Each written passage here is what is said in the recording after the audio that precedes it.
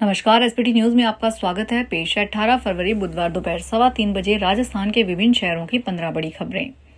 जयपुर में ड्रग माफियाओं के खिलाफ पुलिस कमिश्नरेट की स्पेशल टीम ने एक बड़ी सर्जिकल स्ट्राइक की है। जयपुर पुलिस ने सांगानेर और प्रतापनगर थाना इलाकों में 2 अलग-अलग कार्रवाइयां करते हुए भारी मात्रा में अवैध मादक पदार्थ हाइड्रोफोनिक वीड बरामद किया है। अंतर्राष्ट्रीय बाजार में इसकी कीमत करीब 80 लाख रुपए आंकी गई है। पुलिस ने इस मामले में 3 हाई प्रोफाइल तस्करों को गिरफ्तार किया है, जो लग्जरी कारों के जरिए नशों का कारोबार कर रहे थे। विधानसभा में आज बुधवार को प्रश्नकाल के दौरान जोरदार हंगामा हुआ। सदन में भारी नोकझोंक के बीच स्पीकर वासुदेव देवनानी को सख्ती दिखानी पड़ी। उन्होंने टोकने वाले विधायकों को फटकार लगाई। जनजातीय क्षेत्रों में चल रहे आश्रम हॉस्टलों में बिना टेंडर खाद्य सामग्री खरीदने के मामले में प्रश्नकाल के दौरान टीएडी मंत्री बाबूलाल खराड़ी सवालों में घिर गए। कांग्रेस विधायक अर्जुन सिंह बावनिया ने मंत्री से खाद्य सामग्री से खरीद की दरों में अंतर के बारे में पूछा। मंत्री दरों का अंतर नहीं बता सके। अलग अलग हॉस्टलों में खरीद की दरों में फर्क नहीं बता पाने पर कांग्रेस विधायकों ने मंत्री को घेरने का प्रयास किया। राज्यसभा की रिक्त हो रही 37 सीटों के लिए चुनाव 16 मार्च को करवाए जाएंगे। चुनाव आयोग की ओर से आज बुधवार को जारी चुनाव कार्यक्रमों के अनुसार 10 राज्यों से चुने गए राज्यसभा के 37 सदस्यों का कार्यकाल अप्रैल में समाप्त हो जाएगा। इन 37 सीटों के लिए द्विवार्षिक चुनाव करवाए जाएंगे। इन चुनावों के लिए 26 फरवरी को अधिसूचना जारी की जाएगी। 5 मार्च तक नामांकन पत्र दाखिल किए जा सकेंगे। इसकी जांच 6 मार्च को होगी।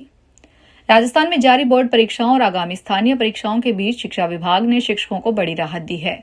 माध्यमिक शिक्षा निदेशालय बीकानेर ने आदेश जारी कर स्पष्ट किया है कि जिन शिक्षकों की ड्यूटी एसआईआर अभियान में लगी है, वे अब इससे संबंधित कार्य स्कूल समय के बाद ही करेंगे। निदेशालय की ओर से सभी मुख्य जिला शिक्षा अधिकारियों को जारी इस निर्देश का मुख्य उद्देश्य बोर्ड परीक्षाओं के सफल संचालन और उत्तर पुस्तिकाओं के समयबद्ध मूल्यांकन को सुनिश्चित करना है।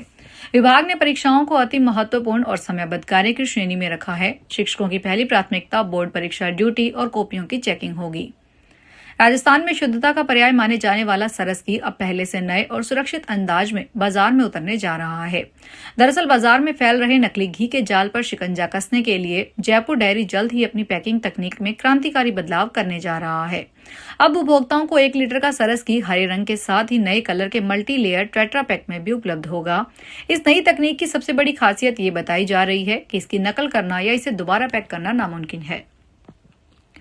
रंगों के त्योहार होली की खुमारी अभी से लोगों के सर चढ़कर बोलने लगी है, लेकिन घर जाने की जद्दोजहद ने यात्रियों की चिंता बढ़ा दी थी। यात्रियों की इसी टेंशन को दूर करने के लिए उत्तर रेलवे ने इस बार कमर कस ली है। इस साल रिकॉर्ड तोड़ 300 से ज्यादा स्पेशल ट्रेनें चलाने का फैसला लिया गया है, ताकि हर मुसाफिर अपनों के साथ होली का आनंद ले सके। सफर की आपाधापी में यात्रियों की सुरक्षा और स्वास्थ्य को लेकर इस पर विशेष इंतजाम किए गए हैं। पिछले अनुभवों से सबक लेते हुए दिल्ली के प्रमुख स्टेशनों पर 24 घंटे एम्बुलेंस और डॉक्टरों की टीम तैनात रहेगी।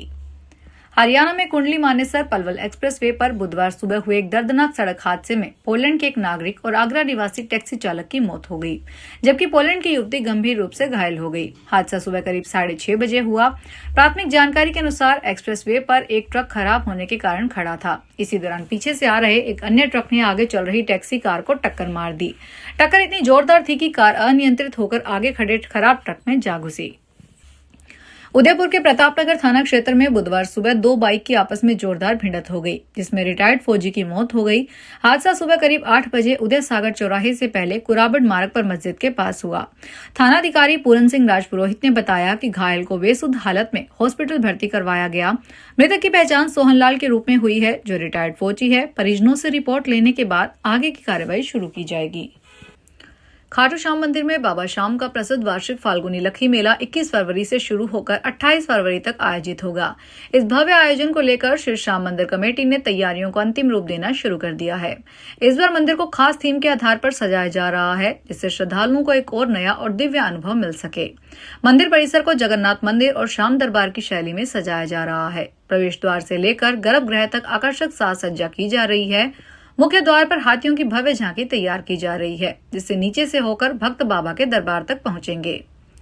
चंबल पेयजल परियोजना के तहत चित्तौड़गढ़, गंगरार, भदेसर और निम्बाहेड़ा तहसील के 325 गांवों के घर घर तक चंबल का मीठा पानी जल्द पहुंचने की उम्मीद है। उक्त प्रोजेक्ट के लिए वित्तीय स्वीकृति मिल गई है। जल्द ही वर्क ऑर्डर जारी होने की उम्मीद है।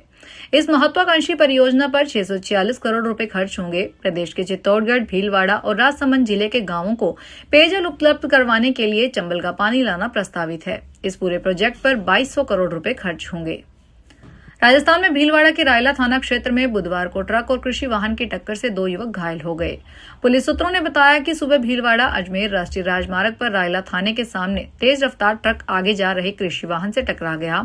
इससे हार्वेस्टर में सवार 2 युवक घायल हो गए। टक्कर की आवाज सुनते ही थाने से पुलिस मौके पर पहुंची और दोनों को प्राथमिक उपचार के लिए जिला अस्पताल भेजा गया, जहां उनका उपचार किया जा रहा है।